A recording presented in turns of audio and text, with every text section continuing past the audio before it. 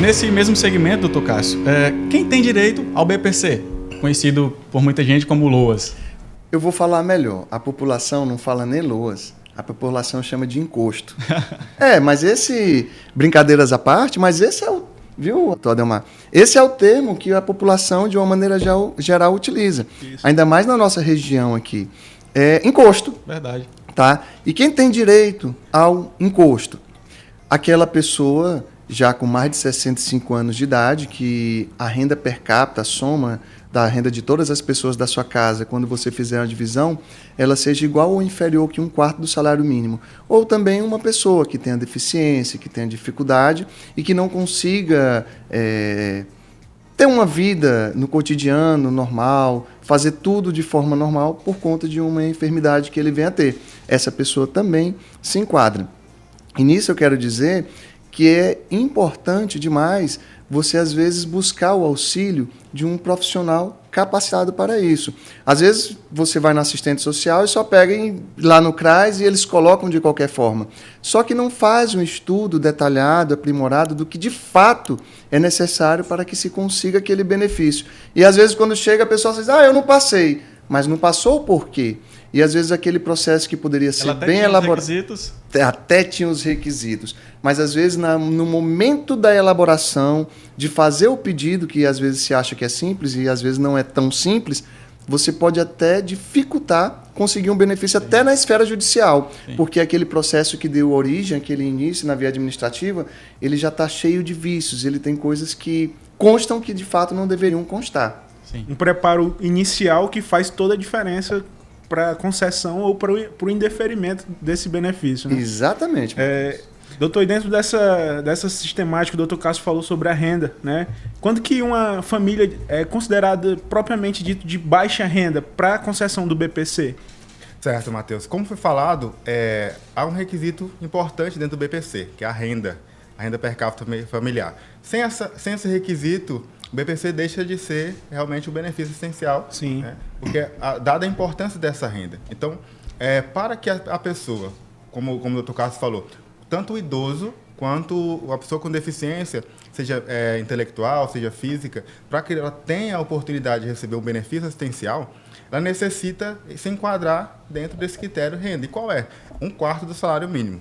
Nós estamos aí com o salário mínimo vigente em 1.320, nós estamos falando de R$330 por pessoa. Ou seja, você pega todos os valores que são recebidos dentro da residência de uma pessoa, dentro do grupo familiar, das pessoas que realmente estão enquadradas como componentes legais, pais, filhos, irmãos, essas pessoas que compõem realmente o grupo familiar. Então, você pega o que cada um recebe e você divide pela quantidade de pessoas existentes naquela unidade familiar. E o resultado dessa divisão ele tem que ser o máximo R$330, que é o 1/4 do salário mínimo. Então, esse é o enquadramento legal. Claro que há outras situações em que se pode aumentar um pouco esse valor, né? No caso de pessoas que comprovem o uso de medicamentos, ou então o idoso que comprova a utilização de fraldas geriátricas, e são outros detalhes, mas inicialmente a lei trata de 1/4 do salário mínimo por pessoa, renda per capita familiar de R$330. E eu até faço um adendo aí, doutor Adelmar, na sua fala, que é muito importante, e volto ao tópico inicial que eu disse há pouco, da importância de uma pessoa especializada nisso. Porque são conhecimentos técnicos que nem todo mundo sabe. E, como eu disse, pode perder, às vezes, o benefício simplesmente porque não sabia o que poderia alegar ou naquele meio. Às vezes colocam que nem pertence àquele grupo familiar e a renda daquela pessoa começa a contar ali, né? E acaba que excede esse limite da renda que vocês explicaram, né?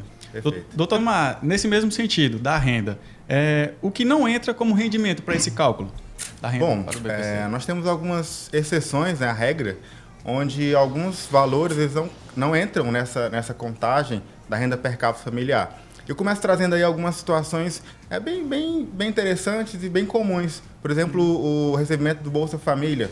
Esse valor, como se trata de uma transferência de renda do governo federal para a família, para a unidade familiar, ele não conta, uma vez que já é um valor que também advém de uma assistência àquela família. Então, ele já não conta. Outra situação bastante interessante são benefícios assistenciais já vigentes dentro da unidade familiar. Ou seja, há um idoso ali naquela unidade familiar, naquela família, que já tem um benefício assistencial. Esse valor que ele recebe não conta. Há um BPC também ativo de uma pessoa que tem uma deficiência comprovada, então esse valor também não conta. Há também, de algum tempo para cá, as aposentadorias também, até um salário mínimo, que são pagas ao idoso, também superior a 65 anos, ela também não conta, mesmo não sendo um benefício assistencial, mesmo sendo benefício previdenciário. Outro detalhe importante que você acabou de citou anteriormente, a gente precisa também verificar quais são as pessoas que integram essa família, porque há algumas situações que elas não vão entrar. Elas não vão entrar, o valor que elas recebem não vão entrar na contagem desse cálculo da renda per capita familiar. Um exemplo, o filho que casou, divorciou e retorna à unidade familiar. Ele já firmou uma outra família. Então, um outro grupo familiar. Então, ele não volta a constar naquele antigo. Ele já tem um dele. Mesmo ele se divorciando, voltando à unidade familiar que ele tinha antes, da mãe, do pai, ele não conta. Ele vai ser uma unidade familiar diferente. Então, são detalhes importantes que, como o Dr. Cássio falou, fazem diferença na hora de você entrar com benefício, na hora que a pessoa requer o BPC, porque muitas vezes ela desconhece essas informações. Então, é necessário que o cadastro único, que é o documento onde vai constar essas informações, esteja atualizado, e não só atualizado durante os 2 últimos anos, como o governo requer, mas atualizado com as informações corretas, as informações realmente válidas, que na hora que for fazer o requerimento, não tenha dificuldade com indeferimentos, com outras coisas desse sentido. Doutor Adelmar, a sua fala é interessante. Eu estava ouvindo aqui muito atentamente a ela, e é uma dúvida que as pessoas têm e constantemente falam, e às vezes, assim, como eu disse, é a falta do conhecimento mesmo, né? Aquele conhecimento técnico mais apurado para saber. Mas eu já me deparei com várias situações onde a pessoa fala assim: doutor, na minha casa eu tenho um filho deficiente, tá? E ele mora lá na minha casa, e o meu pai agora vai se aposentar, então eu vou botar essa criança, essa pessoa deficiente, eu vou botar ele, vincular o cadastro único da tia, de um outro parente, num outro local, com medo de perder o benefício. E quando de fato não vai perder, não tem mais problema, isso já foi alterado. Só que a falta do conhecimento das pessoas levam a isso. E às vezes ficam fazendo e mexendo e complicando na realidade a relação previdenciária que a pessoa pode vir a ter. Por quê? Porque não tem o conhecimento disso. Fica querendo fazer um jeitinho onde não precisa ser feito jeitinho, né? Não precisa jeitinho nenhum. É a lei pura e clara, né? Exatamente.